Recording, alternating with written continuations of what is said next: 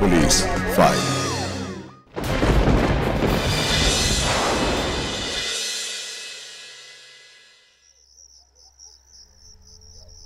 আপনি যে নম্বরটি ডায়াল করেছেন সেটি এখনো বন্ধ আছে অথবা কভারেজ সেবার দাঁড়িয়ে আছে। কিরে নারায়ণ ফোন ধরলো? কি করে ধরবে বলো তো, ফোন তো বন্ধ বলছে। এই দিদি অজিতার ফোন লাগলো? না রে, ওর ফোনও তো বন্ধ। সে কখন থেকে ওকে কল করছি, কি জানে কি করছে দুটোতে মিলে। কিন্তু ও তো ফোন কখনো বন্ধ করে না, আর তাছাড়া একসাথে দুজনের ফোন বন্ধ। দিদি আমার কিন্তু খুব চিন্তা হচ্ছে। এত চিন্তা করিস না, তুই ভাইরা ভাই এই প্রথম একসাথে বসেছে, সেই জন্য দেরি হচ্ছে। আরে বাবা, কিন্তু ফোন কেন সুইচ অফ করবে? যাতে তোরা দুজনে মিলে ওদের জ্বালাতন করতে না পারিস তাই ফোন বন্ধ করে রেখেছি। আরে বাবা, সব ছেলেরাই একরকম, আড্ডায় বসলে ওদের আর কিচ্ছু মনে থাকে না, বুঝেছিস? এত চিন্তা করিস না তো, ও ঠিক চলে আসবে। আমি ওদিকে যাই, কেমন? বলছি দিদি, খেলার মাঠের ওদিকে গিয়ে কি একবার দেখবি?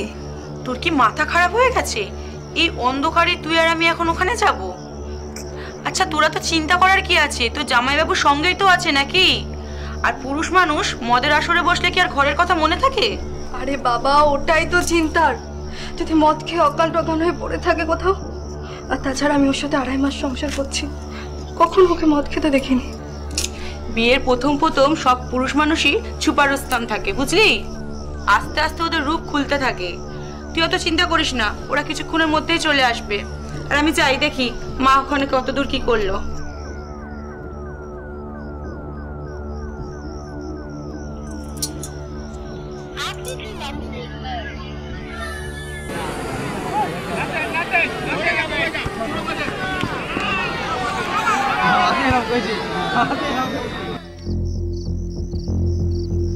আর কতক্ষণ অপেক্ষা করবো বলতো দিদি?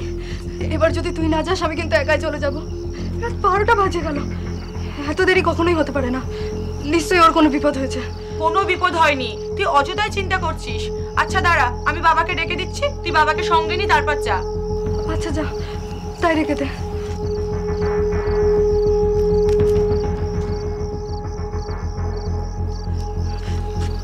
কি অজিতদা, তুমি একা যে? ও কোথায়? ও মানে তোর স্বামী? কই, সে তো আসেনি। তার জন্য অপেক্ষা করে করে এই আমি এখন এলাম। কিন্তু ও যে বললো সন্ধ্যাবেলা থেকে তোমার সাথেই থাকবে। আরে কথা তো তাই হয়েছিল, সেই মতো আমি দামি মদ কিনে নিয়ে এলাম, সবকিছু আয়োজন করে বসেও ছিলাম, কিন্তু তোর বরের তো পাত্তাই পেলাম না। এই, তোমার ফোন বন্ধ কেন? কখন থেকে ফোন করছি? আর বলো না, ওই ফোনে চার্জ ছিল না, তাই ফোনটা বন্ধ হয়ে গেছে। আচ্ছা এক কাজ করো, তোমরা নারায়ণকে একটা ফোন করো না। আরে বাবা, ওর ফোনটাও তো সুইচ অফ বলছে। কিন্তু চিন্তায় পড়া গেল বলো তো বাবা। এখন তো আমারও একটু দুশ্চিন্তা হচ্ছে। এই তোমার হাতে কি হচ্ছে? ব্যান্ডেজ করা কেন? ও কিছু না, ওই কারখানার মেশিনে কেটে গেছিল, অলক ব্যান্ডেজ করে দিয়েছে। অজিতদা, আমার কিন্তু খুব দুশ্চিন্তা হচ্ছে। ওর কোনো বিপদ হয়নি তো? চিন্তা তো আমারও হচ্ছে। এক কাজ করি, চ ওই মাঠে যেখানে খেলা হচ্ছে ওই জায়গাটা একটু খুঁজে আসি। হয়তো খেলা দেখায় মশগুল হয়ে আছে, তাই ভুলেই গেছে এখানে আসার কথা। এটা ঠিক বলেছো, সেটাও হতে পারে। তুই মঞ্চ তাই করো বাবা।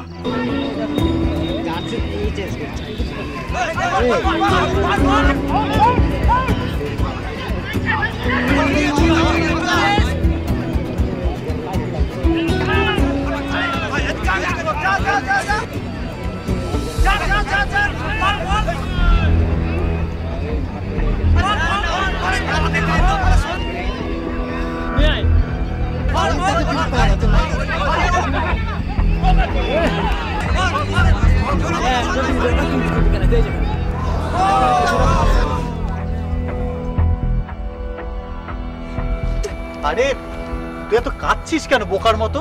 এত কাঁদার কি আছে? আমি তো কিচ্ছু বলতে পারছি না অজিতদা। ও তোমার কাছে যায়নি, মাঠে তন্ন তন্ন করে খুঁজলাম, সেখানেও নেই। ফোনটা সুইচ অফ করে রেখেছে, নিশ্চয়ই ওর কোনো বিপদ হয়েছে। আরে বিপদ কেন হবে, ও নিশ্চয়ই বাড়িতেই আছে। এখানে আসবে না বলে হয়তো ফোনটা বন্ধ করে রেখেছে। আসলে তোর বর হয়তো আমাকে মন থেকে মেনে নিতে পারে। কখনোই না, আমি ওর সাথে 2.5 মাস ধরে সংসার করে ওকে খুব ভালোভাবে চিনে গেছি। ওর যদি নাই আসার হতো আমাকে সরাসরি বলে দিত যে আমি আসবো না। দেখ, তোর থেকে আমার অভিজ্ঞতা অনেক বেশি। আর পুরুষ মানুষটা তার স্ত্রীর কাছে সব কথা বলে না, কিছু কথা লুকিয়ে যায়, বুঝলি? তোর হয়তো এখন আমার কথা বিশ্বাস হবে না। এক কাজ কর, কাল সকাল সকাল তুই শ্বশুর বাড়ি যা, গিয়ে দেখ নারায়ণ ওখানে আছে কিনা। আচ্ছা অজিতদা, এখন গেলে হয় না? তুই কি পাগল হয়ে গেছিস? এত রাতে যাবি কিভাবে? তার থেকে তুই কাল সকাল সকাল বেরিয়ে পড়িস। মা, এ কি বৌমা, তুমি এত সকালে একা? আমার নারায়ণ কোথায়? আপনার ছেলে বাড়িতে নেই, কিন্তু ও তো আমাদের বাড়িতেও যায়নি। এ কি বলছো বৌমা? ও তো কাল বিকেলে 4টের সময় তোমাদের বাড়িতে রওনা হয়ে গিয়েছে। ও বললো কাল রাতে তোমাদের বাড়িতে থাকবে, তোমার জামাইবাবুর সঙ্গে আড্ডা দেবে। হ্যাঁ দাদা, তেমনই তো কথা ছিল, কিন্তু ও জামাইবাবুর কাছেও যায়নি আর আমাদের বাড়িতেও যায়নি। কাল রাতে আমি আর জামাইবাবু খেলার মাঠ থেকে শুরু করে রাস্তাঘাট ওকে তন্ন তন্ন করে খুঁজেছি, কিন্তু কোথাও পাইনি। না না, এমনটা হওয়ার কথা না। ভাই মিথ্যে কথা বলার ছেলেই না। আমার মনে হয় নিশ্চয়ই কিছু একটা গন্ডগোল হয়েছে। দাদা, আমার খুব ভয় লাগছে, ওর কোনো বিপদ হলো না তো? অযথা ভয় করে কোনো লাভ নেই। তুমি বরং তোমার বাড়ির ওদিকে গিয়ে একটু খোঁজাখুঁজি করো। আমি আমার আত্মীয় স্বজনদের ফোন করছি, দেখি যদি ওদিকে কোথাও গিয়ে থাকে। হারান কিন্তু শ্বশুর বাড়িতে ফিরে যায়নি। অর্পিতা তখন খেলার মাঠে রাতে খুঁজতে যায়, ভোর ভোর নিজের শ্বশুর বাড়িতে যায়, গিয়ে দেখে তার স্বামী কিন্তু তার শ্বশুর বাড়িতেও ফিরে যায়নি। তার বিভিন্ন জায়গায় খোঁজ খবর শুরু করে।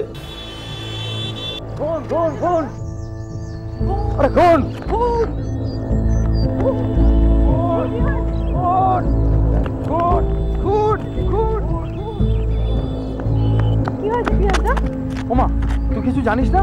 ওরা আমার দৌড়ে দৌড়ে কোথায় যাচ্ছে আর খুন খুন বলছে কেন? আরে আমাদের যে খালপাটটা আছে না, ওখানে কারা যেন একটা ইয়াং ছেলেকে গলার নলি কেটে ফেলে দিয়ে গেছে।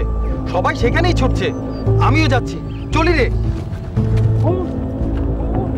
ইয়াং ছেলে খুন বলছে, ওটা নারায়ণ নয় তো?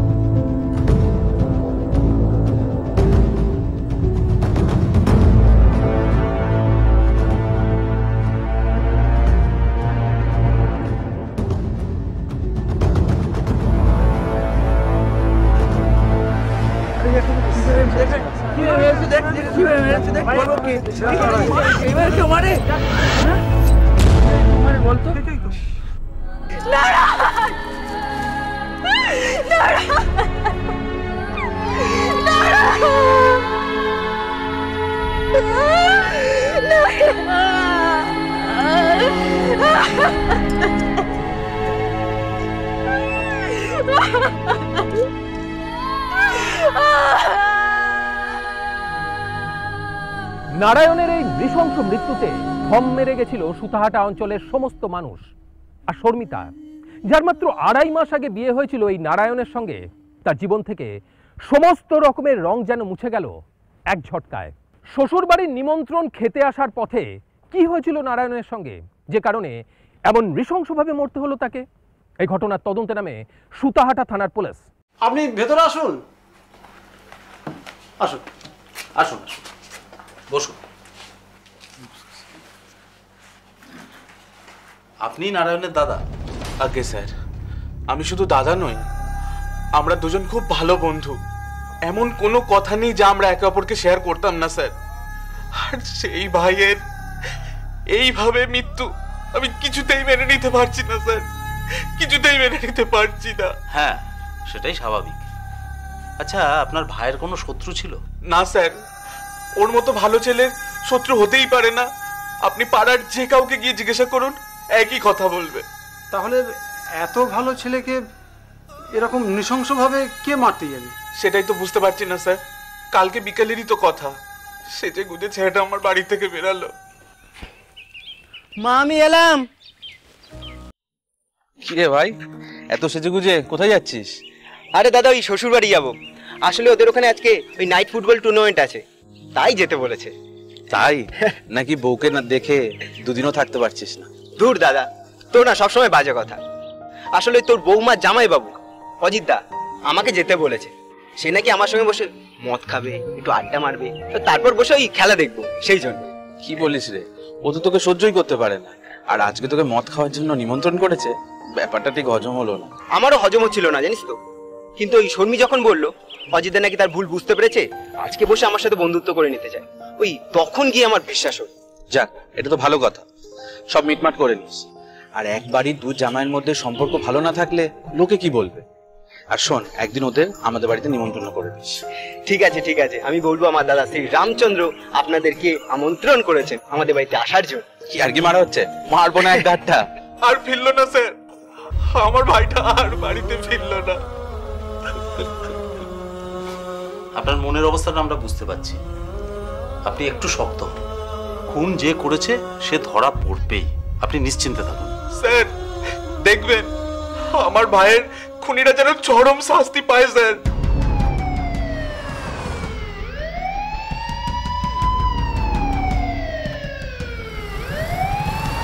আড়াই মাসের মধ্যেই আমার মেয়েটা বিধবা হলো স্যার। আচ্ছা স্যার, অত ভালো ছেলেটাকে কে খুন করলো বলতে পারেন? হ্যাঁ, কার কি এমন ক্ষতি করেছিল যে তাকে খুন হতে হলো? আপনার বড় জামাই অজিত মণ্ডল, সে কেমন মানুষ? মানে ওর সাথেই তো আপনার ছোট জামাইয়ের আসর বসাবার কথা ছিল। আমাদের বড় জামাই দেবতুল্য মানুষ স্যার, ওর মতো ছেলে লাখে একটা পাওয়া যায় না। হ্যাঁ স্যার, খুব ভালো ছেলে, খুব ভালো ছেলে। না হলে একটা বিধবা মেয়েকে বিনা শর্তে বিনা পণে বিয়ে করতে রাজি হয় স্যার? হ্যাঁ। আচ্ছা, আপনার বড় মেয়ের আগের পক্ষের স্বামী কিভাবে মারা গেলেন? স্যার ওই একটা জটিল রোগে 2 বছর আগেও মারা যায়। তারপর একটা বিধবা মেয়েকে তার শ্বশুর বাড়ির লোকেরা বাপের ঘাড়ে ফেলে দিয়ে চলে যায়। আপনি তো খুব ভালো করেই জানেন যে একটা অল্প বয়সী বিধবা মেয়ের কি অবস্থা হয় এই সমাজে। কতই না কথা শুনতে হচ্ছিল আমার বিধবা মেয়েটাকে। কিন্তু স্যার ঠিক সেই সময় ভগবানের দূতের মতন হাজির হয় অজিত। তুমি আমার বিধবা মেয়েকে কেন বিয়ে করবে বাবা? তুমি তো চাইলে এর থেকে অনেক ভালো মেয়ে পেতে পারো। দেখুন, আপনার বড় মেয়ে উর্মিকে আমার পছন্দ, আমি ওকে বিয়ে করতে চাই। আর ও এই বয়সে বিধবা হয়েছে সেটা তো ওর দোষ নয়। আমার মনে হয় শত চেষ্টা করলেও ওর মতো জীবনসঙ্গিনী আমি জীবনে পাবো না। কিন্তু সমাজ কি এটা মেনে নেবে? তারা তো নানান কথা বলবে। আর তাছাড়া তোমার আত্মীয় স্বজনও তো। দেখুন, আমার সাতকুলে কেউ নেই, আর সমাজের পরোয়া আমি কোনোদিন করিনি।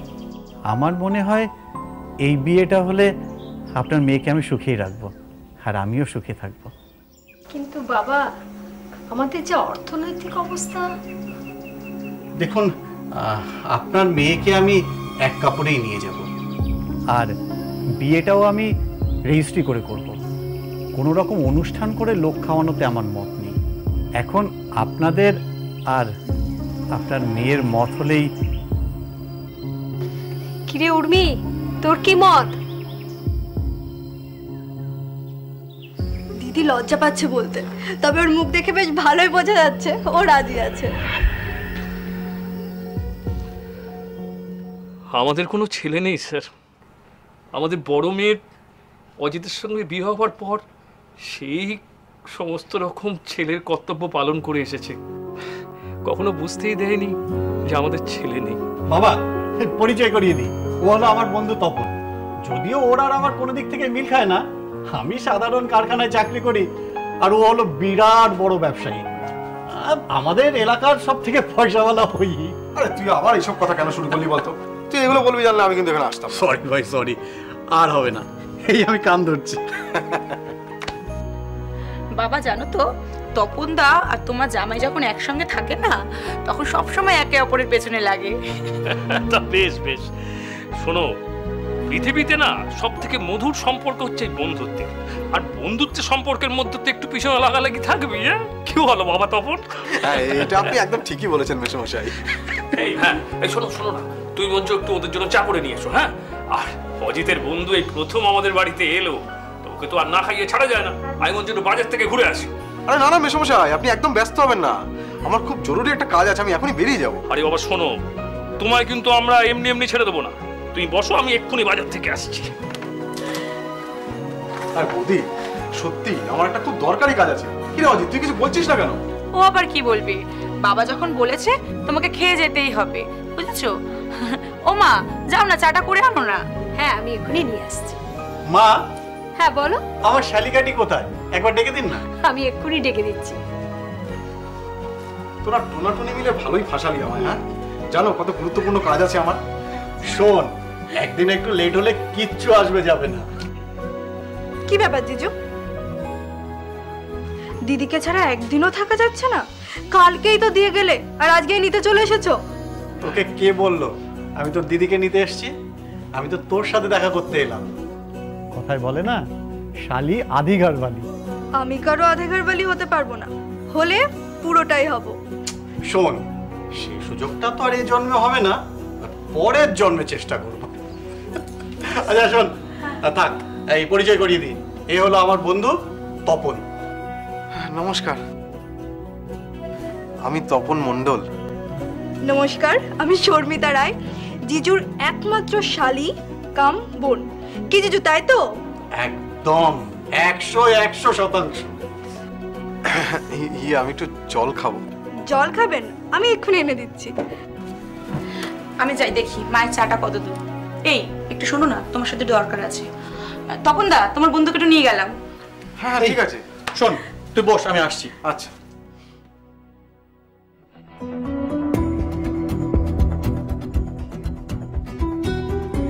এই নিন জল।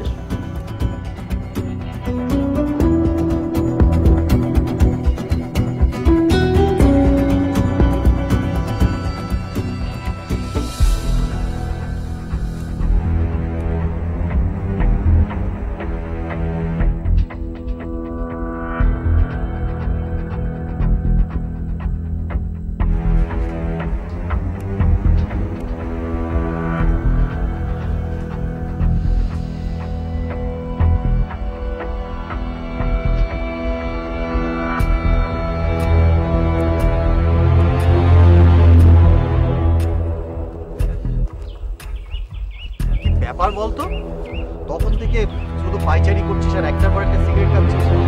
আমায় ডাকবি কেন সেটা তো বলবি। ভাই, আমার একটা জিনিস চাই, আর জিনিসটা আমাকে একমাত্র তুই দিতে পারবি। এবার বল তুই দিবি কিনা? কি জিনিস সেটা তো বলবি। না না, আগে তুই বল আমাকে দিবি, তারপর আমি চাই। কি পাগলামো করছিস? আচ্ছা শোন, তুই যেটা চাইছিস সেটা যদি আমার সাধ্যের মধ্যে হয়, আমি তাহলে তোকে অবশ্যই দেব। তাহলে কথা দে।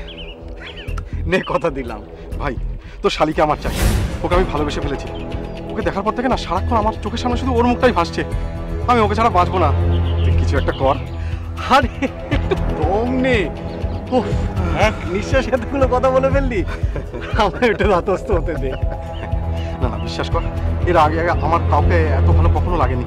কোনো মেয়েকে আমার এই প্রথম এত পছন্দ হলো।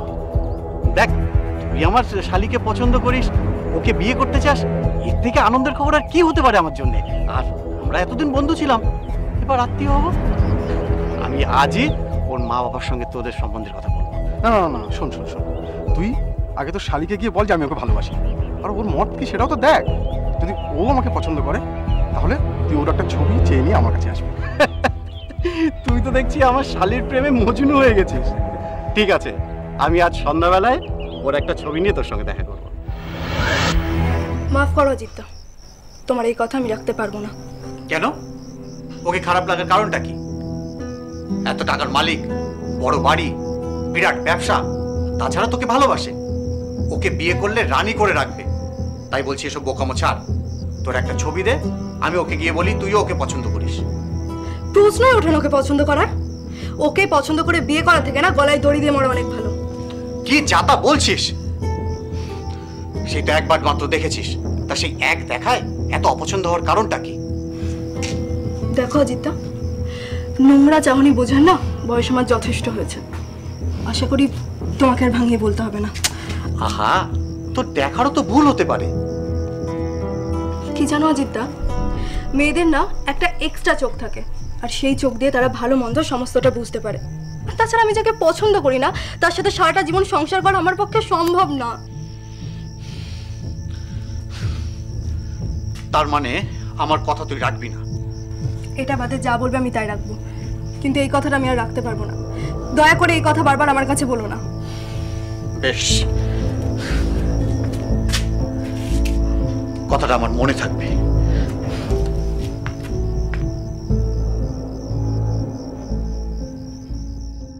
কি তোর মুখের উপর না বলে দিল, আর তুই আমার বন্ধু হয়ে কিচ্ছু বলতে পারলি না? ওই মেয়ের এত বড় সাহস যে তপন মণ্ডলের অফার ও রিজেক্ট করে। না না না অজিত, আমি কিন্তু এই অপমান মেনে নিতে পারছি না। আরে অপমান কি আমিও মেনে নিতে পারছি? ওই মেয়ের এত বড় আসপর্দা, যার বাবা মা দিদি আমার মুখের উপর কোনো কথা বলে না, আর সেই পুচকে মেয়েটা কিনা আমার মুখের উপরে না বলে দিলে। শোন অজিত, তোর ওই শালিকে কিন্তু আমি বিয়ে করব, তার জন্য যা করতে হয় তুই করবি, যত টাকা লাগে আমি খরচ করব, কিন্তু ওই মেয়ে আমার ঘর ছাড়া অন্য কারোর ঘরের বউ হয়ে যাবে না। তুই নিশ্চিন্ত থাক, আমার শালির বিয়ে হলে তোর সাথেই হবে, এই আমি তোকে কথা দিলাম। এত পয়সাওয়ালা ঘরের ছেলে আমাদের শর্মিতাকে পছন্দ করেছে, এটা তোর সৌভাগ্য। এ তো আমরা স্বপ্নেও ভাবিনি। সত্যি বাবা, তুমি আমাদের জন্য যা করেছো আমাদের নিজের ছেলে থাকলেও তা করতো না। এসব আপনি কি বলছেন মা? আমি তো আপনাদের ছেলেই, আর তাছাড়া এটা তো আমার কর্তব্য। আমার নিজের বোন থাকলে তার জন্য আমি যা করতাম শর্মির জন্যও তো তাই করছি। আচ্ছা, আমি তাহলে তপনকে বলি ওর মা বাবার সঙ্গে কথা বলে দিনক্ষণটা ঠিক করুক।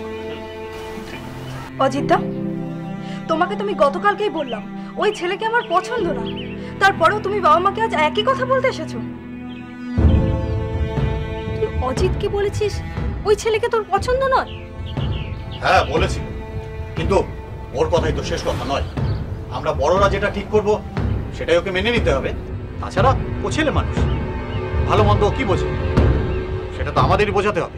তুমি ওই ছেলের সাথে আমার বিয়ে দেওয়ার জন্য এমন উঠে পড়ে লেগেছো, মনে হচ্ছে আমার থেকে এখানে তোমার ভালো মন্দটাই বেশি গুরুত্ব পাচ্ছে। এই চুপ কর, যা ঘরে যাও। বাবা, আমি কোনো কথা শুনতে চাই না, যাও ঘরে যাও।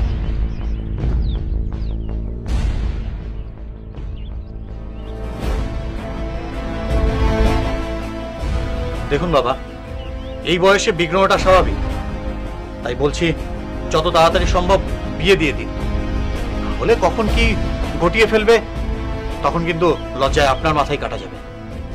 দেখো বাবা, আমার মেয়েরা এমন কিছু করবে না যাতে তার বাবার মাথা কাটা যায়, এটা আমি খুব ভালো করেই জানি। আমি হয়তো ওদের আর্থিক সচ্ছলতা দিতে পারি, কিন্তু আমি যতটা পেরেছি ওদের শিক্ষা এবং স্বাধীনতা দিয়েছি।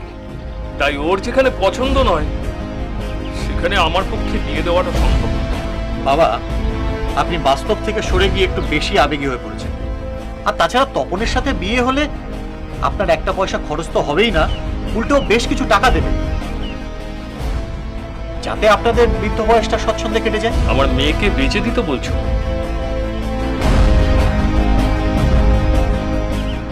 এতটা নিচে বোধহয় এখনো নামতে পারিনি।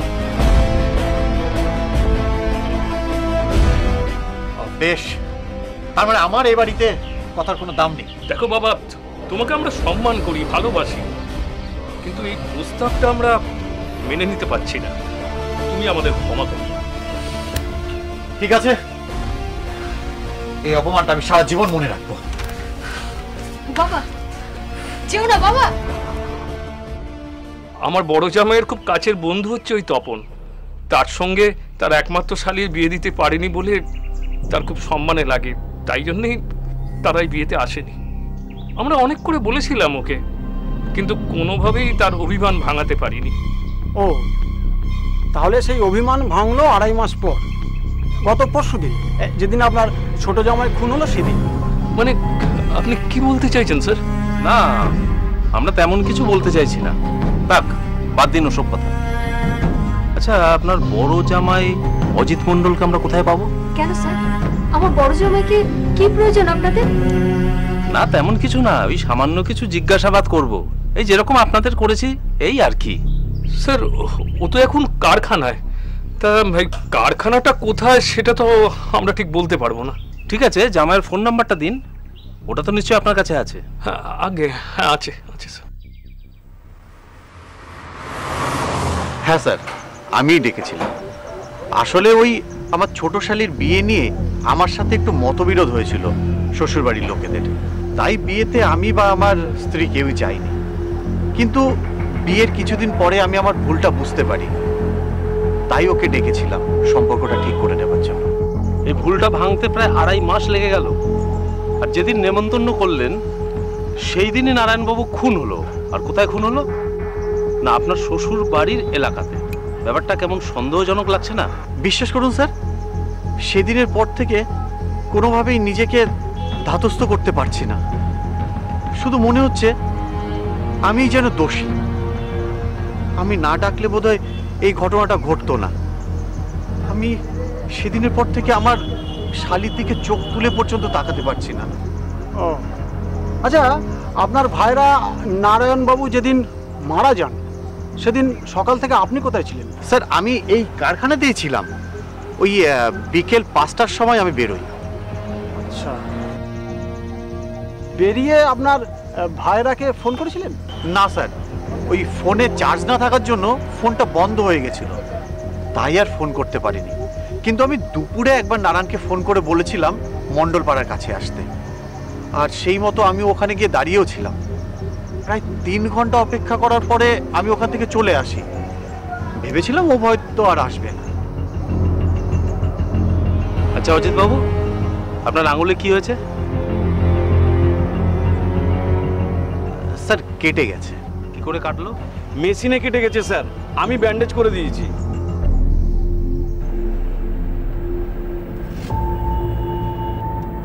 স্যার এই অজিত মণ্ডলকে আমার সুবিধের মনে হচ্ছে না। কেন? কারণ স্যার যেদিন উনি নারায়ণবাবুকে আমন্ত্রণ করলেন সেদিন নারায়ণবাবু মারা যান। আর ঠিক সেদিনকেই ওনার ফোনটা হঠাৎ করে সুইচ অফ হয়ে যায়। ঠিক। আবার ঠিক সেদিনকেই ওনার আঙুলটাও কিন্তু কেটে যায়। স্যার এই সব ঘটনাগুলো মিলে আমার মনে কেমন একটা সন্দেহের বীজ পুঁতে দিচ্ছে। এই সন্দেহের বীজটাকে জল বাতাস দিয়ে একটা গাছ তৈরি করতে হবে, আর এটাই তো আমাদের কাজ। তুমি একটা কাজ করো সান্নাল, এই অজিত মণ্ডলের গত পরশু দিনের ফোন কলের সমস্ত ডিটেলসটা বার করো, একেবারে সকাল থেকে রাত পর্যন্ত। ওকে স্যার, হয়ে যাবে। সুতাহাটা থানার পুলিশের হাতে কিছু তথ্য আসলেও পোক্ত কোনো সূত্র তারা পাচ্ছিল না। শুধুমাত্র সন্দেহের উপর নির্ভর করেই তারা তদন্ত করছিল। কিন্তু অজিত মণ্ডলের ফোনের কল লিস্ট হাতে আসার পর চমকে উঠল তারা। স্যার অজিত মণ্ডল ওই দিন বিকেল 5টা 45 মিনিটে ফোন করে তার ভাইরা নারায়ণ কর, আর লাস্ট ফোন কল করে 9টা 5 মিনিটে তার সহকর্মী অলোক প্রামাণিক। আর স্যার ঠিক তারপরেই তার ফোনটা সুইচ অফ হয়ে যায়। আর লাস্ট ফোন কলের লোকেশন স্যার ওই খালপাড়, যেখান থেকে আমরা নারায়ণগড়ের মৃতদেহ উদ্ধার করি। বাহ, কেসটা তো তাহলে সলভ হয়ে গেল। সান্নাল, তুমি একটা কাজ করো, ওই অজিত মণ্ডলকে তুলে নিয়ে এসো আর ওর স্বীকারোক্তিটা নিয়ে নাও।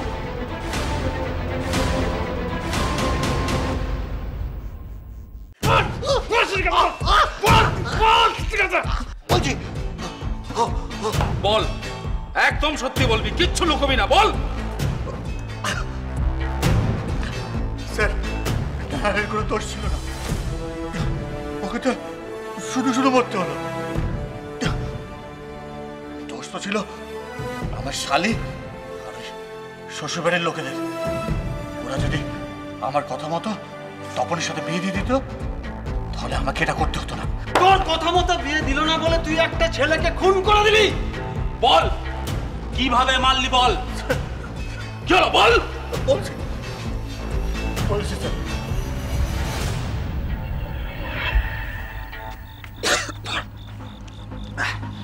শালা কিছুতেই ভুলতে পারছি না, আমি কিছুতেই না। সারাক্ষণ যেন চোখের সামনে শর্মিতা এসে আমাকে আমাকে বিদ্রুপ করছে। উফ, এত অপমান নিয়ে বেঁচে থাকা যায়? হ্যাঁ তুই বলতো। সারা আমি তপন মণ্ডল লাইফে সালা যা চেয়েছি তাই পেয়েছি, আর আজ ওই ওই সামান্য মেয়ে আমাকে হারিয়ে দিল। হ্যাঁ, অপমান আমি মেনে নিতে পারবো না, আমি মেনে নিতে পারবো না। দেখ, অপমানিত তো আমিও হয়েছি, যার জন্য শ্বশুরবাড়ির সঙ্গে সব সম্পর্ক শেষও করে দিয়েছি। কি আর করব বল? আর তাছাড়া ঘটনাটা তো 2 মাসের বেশি হয়ে গেল, তুই একে ভুলে যা। 2 মাস? হ্যাঁ, 2 মাস কেন, 2 বছর হয়ে গেলেও এই অপমান আমি ভুলতে পারবো না। আমি শুধু এটা জানি, তোর যে শালি, ওই শালিকে আমার চাই, আর আর যে কোনো মূল্যে চাই।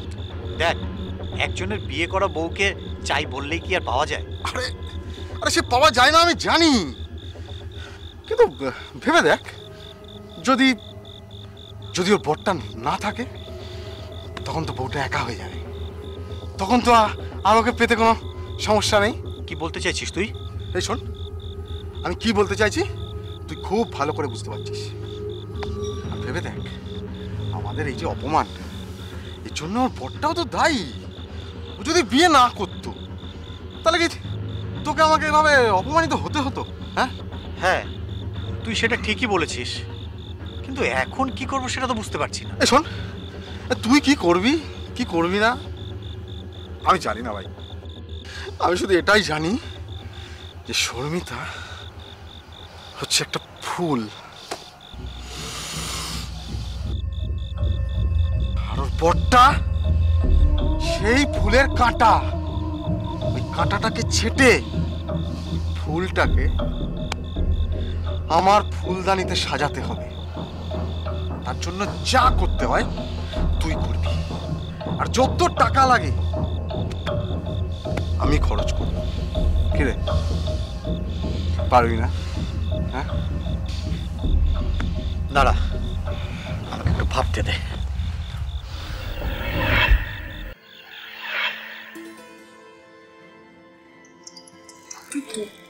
অজিত আমাকে ফোন করছে। হ্যালো হ্যালো, হ্যাঁ আমি তো অজিতদা বলছি। কেমন আছিস? যার দাদা তার বোনের উপর রাগ করে থাকে, সে কি করে ভালো থাকে শুনি? হ্যাঁ রে, রাগে আমি অন্ধ হয়ে গেছিলাম। এখন আমি বুঝতে পারছি কি ভুল আমি করেছি। তোর দিদিকেও বিয়েতে যেতে দেইনি। আমায় তুই ক্ষমা করে দে বোন। ছি ছি, এ তুমি কি বলছো? দাদা কি তার ছোট বোনের কাছে কখনো ক্ষমা চায়? আর তোমার উপর আমার কোনো কালেই রাগ ছিল না, একটু অভিমান ছিল, আর সেটাও এখন আর রইলো না। উফ, আমার মন থেকে পাপের বোঝাটাই নামিয়ে দিলি তুই। এখন একটু শান্তি পাবো। কতদিন তোকে দেখিনি, তোকে দেখতে খুব ইচ্ছে করছে। আমি তো এই বাড়িতেই আছি, তুমি চলে এসো না কালকে দিদিকে নিয়ে। বাহ, এ তো খুব ভালো কথা। তা তোর বরটিও কি এসছে? ওর সাথে তো আলাপই হয়নি আমার। না গো, ও তো আসেনি, আমি একাই এসেছি 2 দিন থাকবো বলে। এক কাজ কর, তোর বরকে বল আমি ডেকেছি দেখা করব বলে। কাল এলাকার মাঠে ফুটবল টুর্নামেন্ট আছে রাতে, 2 ভাইরা মিলে ফুটবল ম্যাচ দেখবো। তার আগে একসাথে একটু মদ খেয়ে নেব, তাতে আলাপটাও জমে যাবে। কিন্তু কাল তো সকালে কাজে যাবে। আরে আমিও তো কারখানায় যাব। তুই এক কাজ কর, তোর বরের নাম্বারটা আমায় মেসেজ করে পাঠিয়ে দে। আমি সকালে বলে দেব কোথায় আসতে হবে। তোর বর বিকেলে বাড়ি থেকে বেরিয়ে আমার সাথে বসে আগে আড্ডা দেবে, তারপরে খেলা দেখে 2 জামাই মিলে একসাথে শ্বশুর বাড়িতে যাব। আর শোন, তোর দিদিকে কাল সকালে আমি ও বাড়িতে পাঠিয়ে দেবো। ঠিক আছে, আমি এক্ষুনি ফোন করছি। ও তোমার সাথে দেখা করার কথা শুনলে খুব আনন্দ পাবে। আমিও ওর সাথে দেখা করতে পারলে খুব আনন্দ পাবো। আচ্ছা চল রাখি, তুই ওকে ফোন করে জানিয়ে দিস। হ্যাঁ রাখো, আমি এক্ষুনি ফোন করে জানিয়ে দিচ্ছি।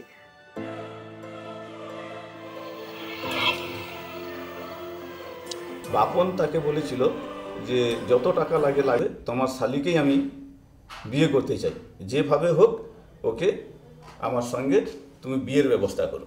সুজিত এবং বন্ধু বাপন ওরা একটা ষড়যন্ত্র করে যে ওই হারানকে সরিয়ে দিতে হবে, তাহলে ওর পিতার সঙ্গে একে বিয়ে দেওয়া সম্ভব হবে।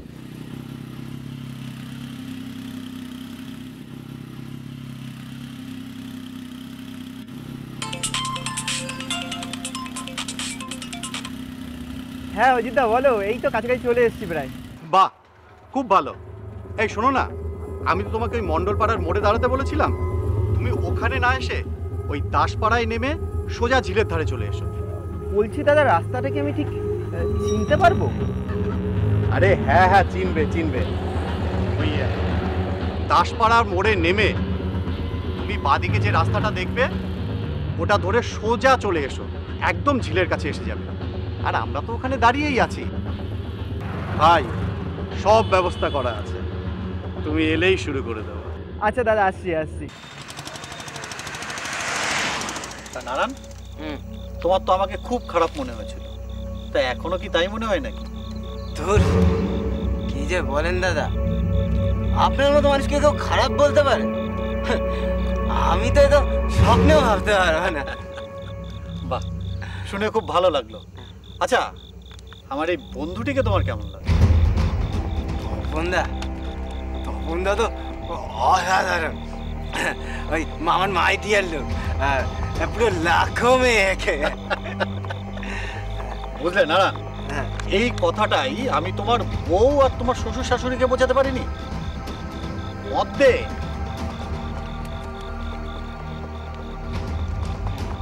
হ্যাঁ, কি বলছিলে? বললাম, এই যে কথাটা তুমি বললে, এই কথাটা আমি তোমার বউ আর তোমার শ্বশুর শাশুড়িকে বোঝাতে পারিনি।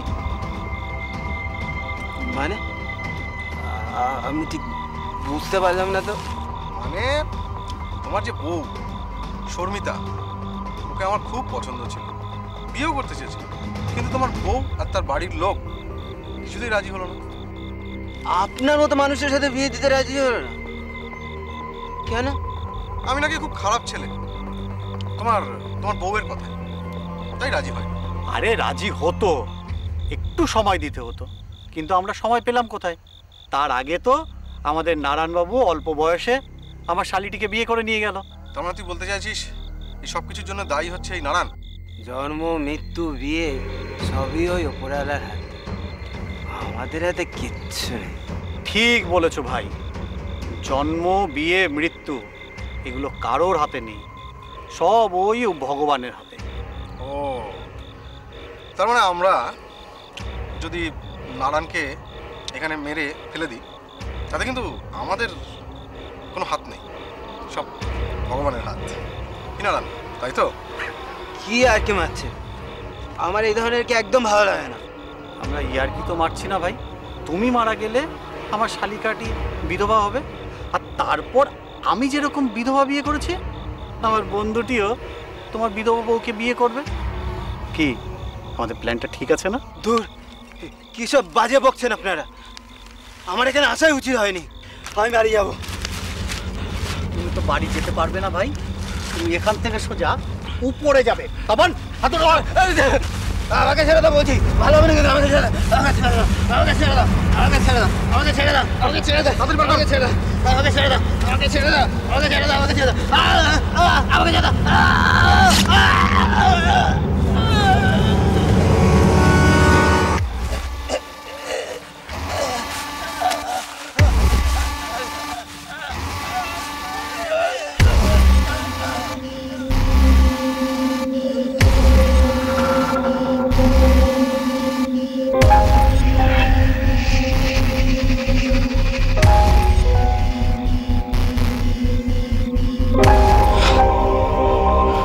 শেষ, এবার আমার লাইন ক্লিয়ার। কি হলো, তোর হাতে রক্ত কিসের? আমার আঙুলটা একটু কেটে গেছে। সে কি, এবার লোকে যদি জিজ্ঞেস করে কি করে কাটলো, কি বলবি? দাঁড়া,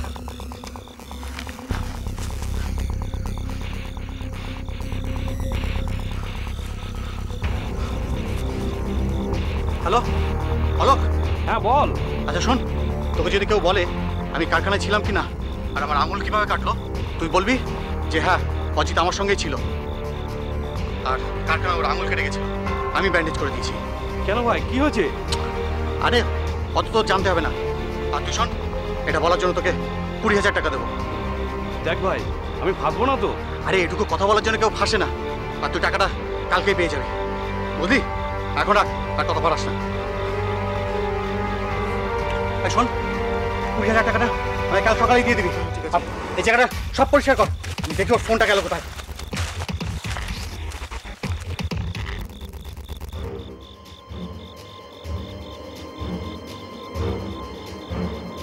শুনেই তো, দাঁড়া দাঁড়া দাঁড়া, আমার মোবাইলটা অফ করি।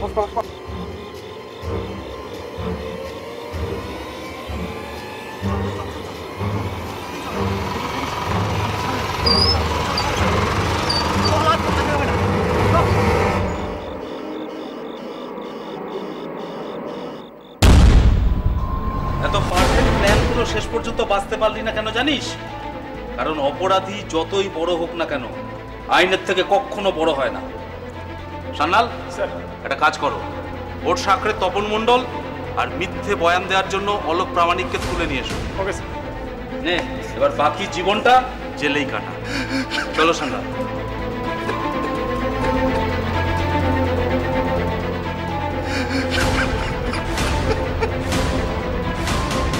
পুলিশ সুজিতকে এবং বাপনকে অ্যারেস্ট করে স্বীকার করে তার যে স্টেটমেন্ট যেটা পুলিশ পেয়েছে, এবং পুলিশ ঘটনার সমূহ তদন্ত করে সেটা চার্জশিট দিয়েছে এবং সেটা এখন বিচারাধীন। আজ এই পর্যন্তই। পরবর্তী পর্বে ফিরে আসবো এরকমই কোনো সত্য ঘটনার চিত্ররূপ নিয়ে। ততক্ষণ সুস্থ থাকুন, সতর্ক থাকুন, সাবধানে থাকুন আর দেখতে থাকুন পুলিশ ফাইলস।